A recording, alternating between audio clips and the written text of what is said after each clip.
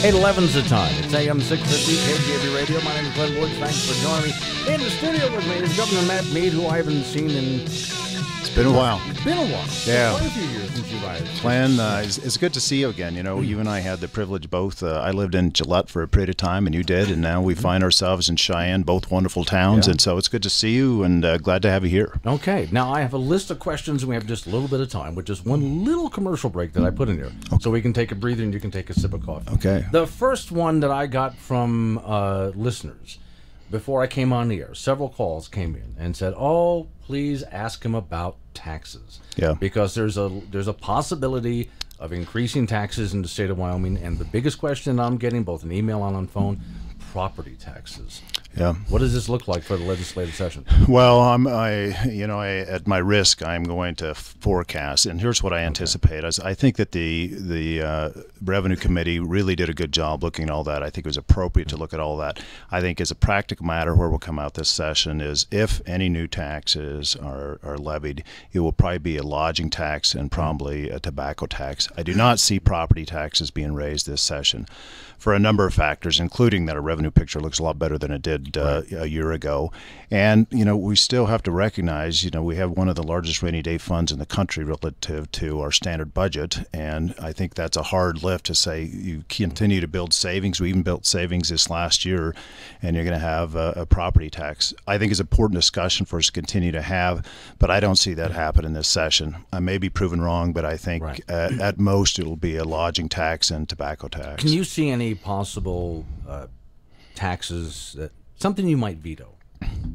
Well, yeah, I've as I look at the budget we have now, I'm very proud of the fact that the standard budget now that I propose is less than 10 years ago, and so we want to be fiscally conservative, and so I'm prohibited by saying harassing a veto, but if there's taxes that are proposed that I just don't think we need, that I think are a burden on the state of Wyoming, they'll hurt our economic development and diversity, yeah, I will certainly be opposed to that.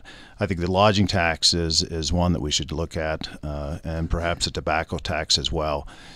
Assuming that we have any taxes, I think those would be ones I'd look at. The rest, I think I'd have to be convinced on. But we can say, though, that at least within the past few months, the economy in Wyoming has been improving. It has. So how much better does that make our budget look?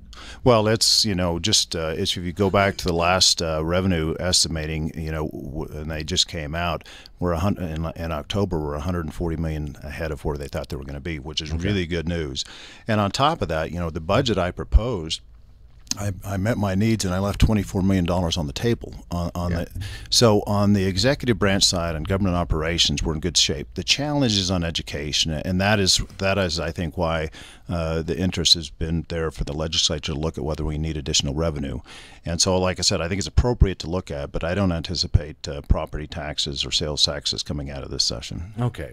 But now we have, of course, we have to diversify the economy in some way, because the boom bust is part of what in the long run is really just killing us. Really, it is. Yeah. So we have the Endow program. Right. Now, my worry when I read the list of suggestions from Endow, I'm more of a libertarian kind of guy, and I looked at that list and I thought, how much of this is the proper role of government? Right. Well, it's a good question, and I said at the Endow meeting on Friday, I said, I hear a lot of enthusiasm around the state for Endow, and I also hear concerns, and I think it's appropriate we listen to both of them. So if you look at what they've proposed, I think it's a grand list, and one that I support. For example, in economic development, and they talk about air service, and that's been I've been asked questions about air service. What people may not recognize, since 2004, Wyoming has helped subsidize air service. Since 2004, in fact, the state's put about $40 million into air service. The Endow group, one of the things they did is they looked at and got expert advice from consultants, and one of the consultants said you're risking in excess of $1 billion if you do not do something about air service. L&H Industrial, for example, in Gillette, that you know very well, they've talked to me about it and complained about it for years, that we've got to do better on air service in the state of Wyoming. People need to be able to get in and out. It's a commerce issue. It's a tourism issue.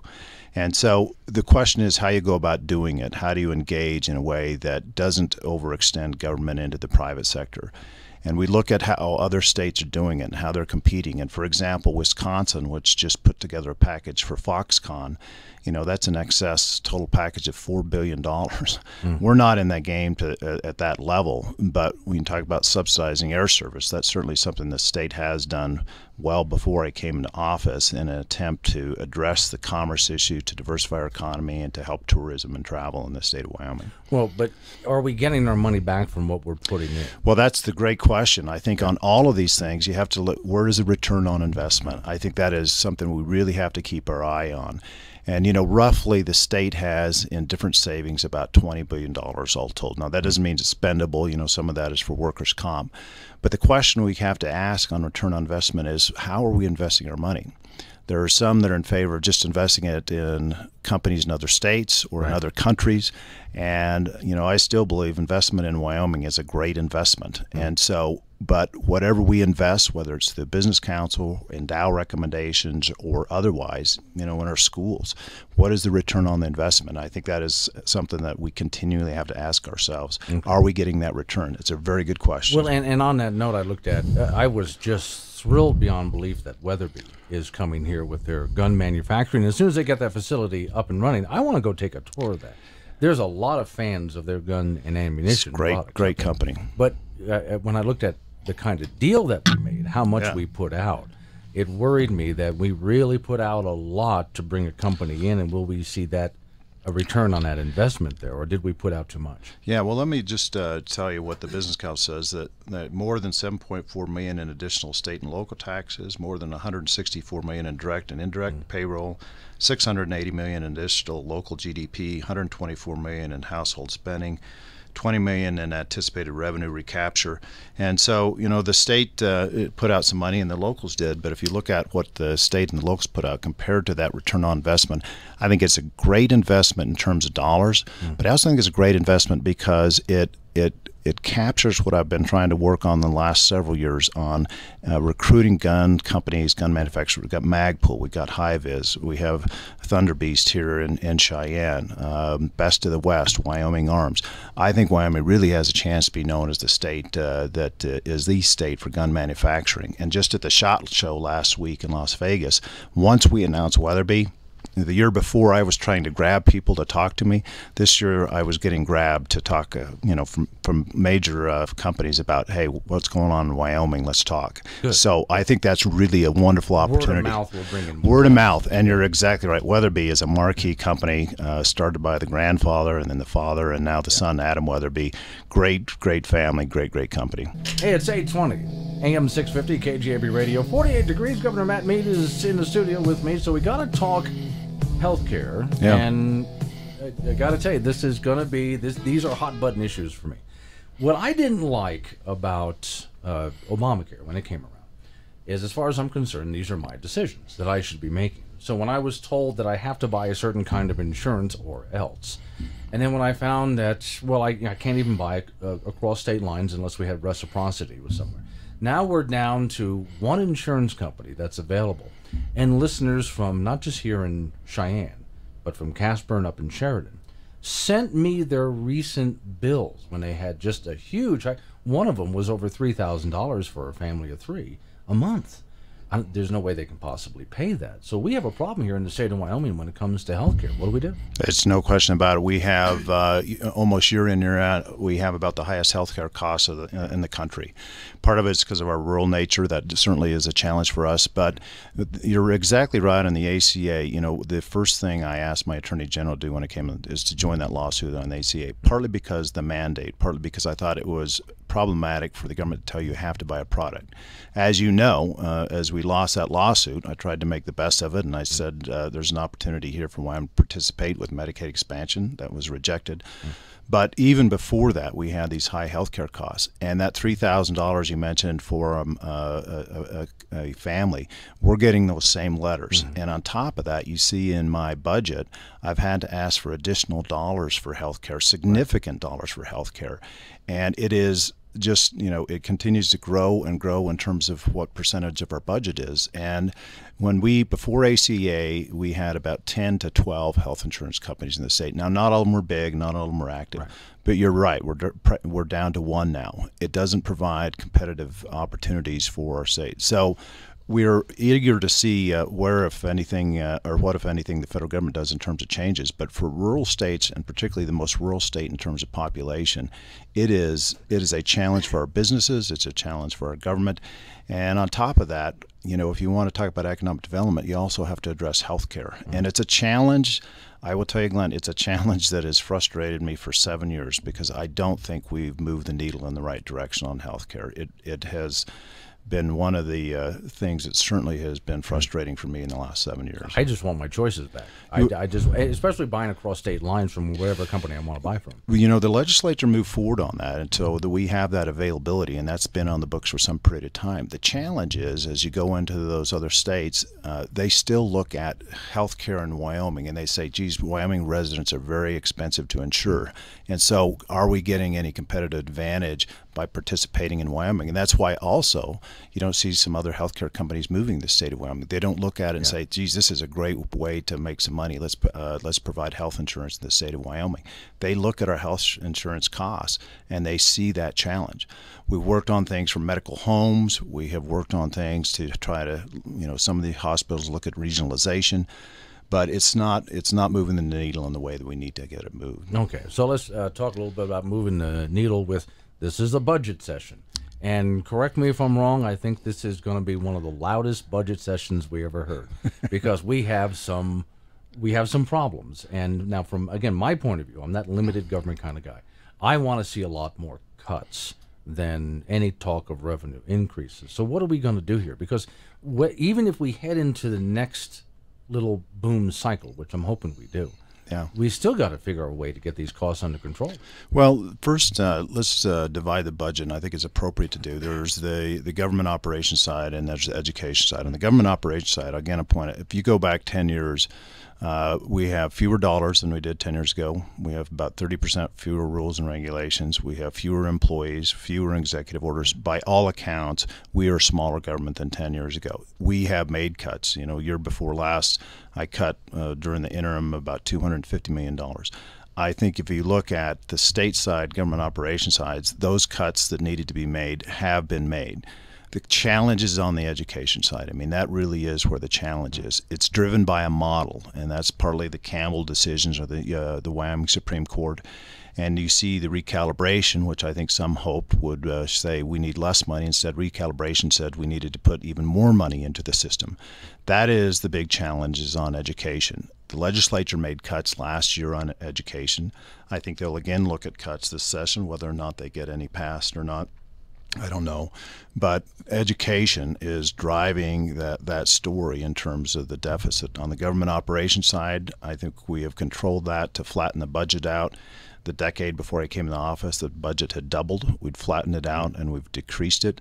And I think those cuts that have been made are good. I don't think additional cuts on that government operations side is the answer. I think we've got to continue to look at education, both on revenue side and to see whether or not through efficiencies we can at least save some money this session. But it's going to be a long road on the education side. Well, I did have and by the way, I keep pushing for a change in this. The Wyoming Superintendent of Public Instruction, I just named it the school marm, and I want that officially changed because I can't read all of that long. That's too long of a title. So I had our school marm in here. She was sitting right where you are, and I asked, are our local schools, especially when it comes to the administrators, the bureaucracy, are we too top heavy? And she said, yes, I think we are. There's a lot that can be cut. What do you think? Well, she would know her department better than I in terms of the department. But what we want to do is look to see if we can make cuts that don't affect the teacher in the classroom. For example, why do we have in some counties 7 different school districts? Why do we have in some counties so many superintendents? Is there opportunities there? And then within her department as well, if she thinks we're top heavy, we'd look for suggestions on how to address that. But part of the rural Wyoming is you have some of these small schools, and you looked at the cost of education in our very small schools. It's significant, like $30,000 per student. And then you look in the big districts, like here in Cheyenne and in Casper, we're in line with some of our surrounding neighbors. But rural schools are part of Wyoming, and they make up that community. And if you're going to have small town Wyoming, which we obviously want to keep, you're going to have higher costs in those smaller schools. Yeah. You just don't have the economies of scale as you do in the bigger districts. And some of now I don't know because I haven't looked at the numbers, but some people say, well, just the travel alone between schools, just picking up people and busing them is enough. It's expensive. There's no question it is. But again, it's rural Wyoming, and we have a lot of small towns, and for athletics, speech, debate, all those things, and then just picking up some of the kids every day, riding in the bus for an hour. Those things add up. But it's critical. We love our small towns in Wyoming, and to start saying you're going to close schools down in those small towns because you can find efficiency, I just don't think that's the way to go. Do you have in this legislative session a little bucket list, a checklist of goals, things you want to achieve? Yeah, well, of course, Endow's big. We really want to have a great discussion on Endow. I think that is critical. Certainly on the budget side, we've fallen behind in some areas in the Department of Health and Department of Family Services. Joint Appropriations Committee, their recommendations actually outspend me by quite a little bit, so we're going to continue to have that discussion on where we end up on that. But I think if we'd come out of this session and we end up in a good place on Endow, on the Business Council, on addressing education. So while we may not reach our goal in terms of dollars, but we have a plan forward on how to address that over time. That would be a wonderful thing. The rainy day fund, even with the money that we need, the legislature asked for the rainy day fund to fund education, we're still looking at it's a 10-year burn rate because that rainy day fund's almost doubled in my time in office. So. Yeah, well, but again, you dipping into the rainy day fund can be a temporary solution. It's temporary, exactly right. It's not sustainable. I mean, that's a great point because there's limited amount of money in there. Right. It helps you cover some of these rough times, but you can't say our plan forward is just use the rainy day fund. It runs out. Okay. Well, now at the end of this year, all of a sudden you're going to be unemployed. Now, if you want a job that has equally just crappy pay, horrible hours, and the same lack of respect you get as governor, we have an opening for a disc jockey down the hallway over here. You got a great voice. Well, you're very kind because I actually was I DJ'd in college. Really? And what station? Well, KRTU. Okay. It was and they sort of did a talent thing and where you belong, and they put me on the classical time, which was every song's like 30 minutes long, and you rarely speak. So I did not really have they recognized I didn't have a great career in radio. What are you going to do when you get out? My wife and I still have a ranch operation in southern Albany County, and I think I've told you this before. For me, I believe politics, you get in, you do your job, and you get out, and you get back in the private sector, and I think that's particularly true as governor. And so we're looking forward to doing that. And, after I take a long nap, and we'll look forward to doing that.